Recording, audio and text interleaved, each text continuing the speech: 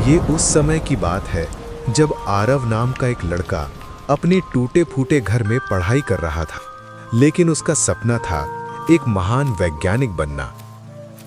किस्मत से उसे प्रोफेसर देव की लैब में काम करने का मौका मिल गया। वो रोज लैब में जाता और नई नई चीजें सीखता। एक दिन गलती से वो स्टोर रूम में चला गया जहां एक अजीब सी मशीन चल रही थी। आरव उसे ध्यान से देखने लगा। उसे महसूस हुआ जैसे वो मशीन समय को दिखा सकती है। तभी अचानक मशीन में गड़बड़ी हो गई और आरव उसकी ओर खिंचता हुआ अंदर चला गया, मानो मशीन उसे बुला रही हो। मशीन के भीतर उसे अलग अलग टाइमलाइन दिखाई देने लगी, जैसे वो खुद अपना समय चुन सकता हो। अचानक वो एक गांव जैसी जानी पहचानी जगह पर पहुंचा। वहां एक छोटा लड़का खेल रहा था। उसे देखकर आरव चौंक गया। वो उसका बचपन वाला रूप था। वो उससे कुछ पल बात ही कर पाया था कि फिर वहीं खिंचाव महसूस हुआ और वो दूसरी टाइमलाइन में पहुंच गया। इस बार सब कुछ बहुत उन्नत और भविष्य जैसा था। वहां उसे अपनी बचपन की दोस्त काव्या दिखी, लेकिन काव्या ने उसे पहचानने से इनकार कर दिया। आरव एक लैब में गया और अपने बारे में जानकारी खोजी। वो हैरान रह गया। इस टाइमलाइन में उसका अस्तित्व ही नहीं था। ये सब उसके साथ कैसे हो गया? जानने के लिए कारण ढूंढने लगा। तभी फिर वहीं खिंचाव हुआ और वो एक और समय में पहुंच गया। यहां सब लोग खुश दिखाई दे रहे थे। उसे प्रोफेसर देव मिले, लेकिन उनका रूप अलग था क्योंकि ये अलग टाइमलाइन थी। उसी समय आरव ने महसूस किया कि उसके शरीर का आकार तेजी से बदल रहा है। पलक झपकते ही वो दूसरी लैब में पहुंच गया, जहां वो बच्चे जैसा हो चुका था। अब वो पूरी तरह उलझ चुका था। हर सांस के साथ वो नई टाइमलाइन में पहुंच रहा था, बिना किसी पोर्टल के। इस गड़बड़ी का असर बाकी लोगों पर भी पड़ रहा था। प्रोफेसर का रूप भी कभी मोटा तो कभी पतला हो रहा था।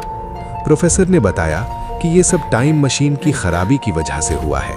कुछ दिनों बाद प्रोफेसर ने नई टाइम मशीन बनाई, लेकिन समय का प्रभाव अब बहुत तेज हो चुका था। प्रोफेसर ने योजना बताई, हम समय से और छेड़छाड़ नहीं कर सकते। हमें अतीत में जाकर यह सब होने से रोकना होगा। प्रोफेसर और आरव समय में पीछे गए और युवा प्रोफेसर को मशीन बनाने से रोकने की कोशिश की। तभी मशीन का प्रभाव आरव पर फिर पड़ा और उसे एक अजीब सपना दिखाई दिया। अगले ही पल वो एक लैब में था, जहां उसका बचपन, स्कूल वाला समय और वर्तमान तीनों रूप मौजूद थे। आरव मशीन रोकने के लिए दौड़ा, लेकिन मशीन से टाइम बीम निकलने लगी। उन्होंने मिलकर मशीन को नियंत्रित करने की कोशिश की। आखिरकार उन्हें उस टाइम बीम की ऊर्जा को संग्रहित करने का तरीका मिल गया। अब मशीन पूरी तरह उनके नियंत्रण में आ चुकी थी। आरव, प्रोफेसर और उसके दूसरे रूप तीनों ने मिलकर फैसला किया कि अब समय की हर गड़बड़ी को ठीक करना ही उनका सबसे बड़ा लक्ष्य है। वे अलग अलग टाइमलाइन में जाने लगे। जहां भी समय बिगड़ा था, वहां जाकर घटनाओं को सही क्रम में सेट करते। कहीं टूटी घटनाओं को जोड़ते, कहीं गलत फैसलों को रोकते, कहीं मशीन के प्रभाव को कम करते। धीरे धीरे समय की धाराएं स्थिर होने लगी। दुनिया फिर संतुलन में लौटती दिखी। अब आरव को महसूस हुआ उसका अपना समय भी आ गया है, घर लौटने का समय। वो लैब के बीच खड़ा होकर चारों तरफ देखता है।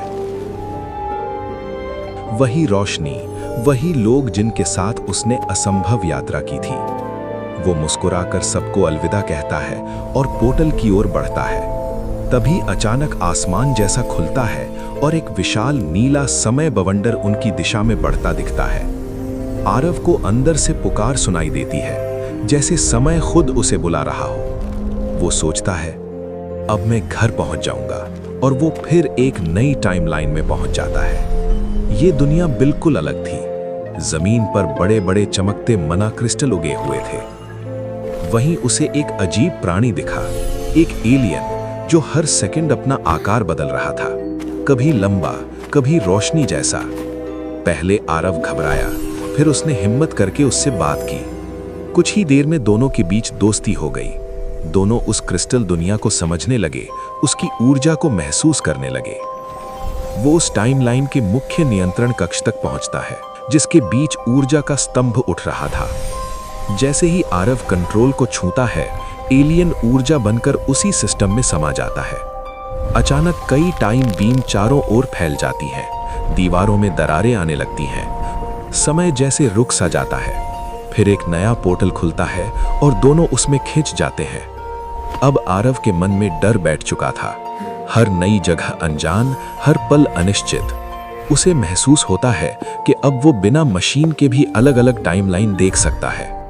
उसकी आंखों के सामने समय की धाराएं बहती दिखती हैं। वो जिस धारा को छूता उसी में पहुंच जाता। आखिर वो एक अंधेरी दुनिया में पहुंचता है। ये डार्क वर्ल्ड था, जहां इंसान बहुत पहले खत्म हो चुके थे। सिर्फ शैडो बीस्ट्स मौजूद थे, परछाई जैसे जीव जो हर दिशा में घूम रहे थे। वे आरव को घेर लेते हैं। आरव अपनी समय शक्ति से सुरक्षा कवच बनाता है। कुछ देर तक खुद को बचा लेता है, लेकिन उनकी संख्या बढ़ती जाती है। उसकी ऊर्जा कम होने लगती है। वो समझ जाता है कि केवल बचाव काफी नहीं होगा। तभी वही एलियन ऊर्जा रूप में फिर प्रकट होता है और अपनी शक्ति आरव को दे देता है। आरव के भीतर नई ताकत जागती है। वो नई ताकत के साथ उनसे लड़ने लगा। कभी टाइम बीम से उन पर हमला करता, तो कभी शील्ड बनाकर खुद को बचाता। कई बार वो अपनी पूरी शक्ति लगा देता, लेकिन फिर भी ये सब उन्हें हराने के लिए काफी नहीं था। शैडो बीस्ट्स बार बार उठकर फिर से हमला कर देते, इसलिए वो अलग अलग जगह भागने लगा ताकि अपनी जान बचा सके।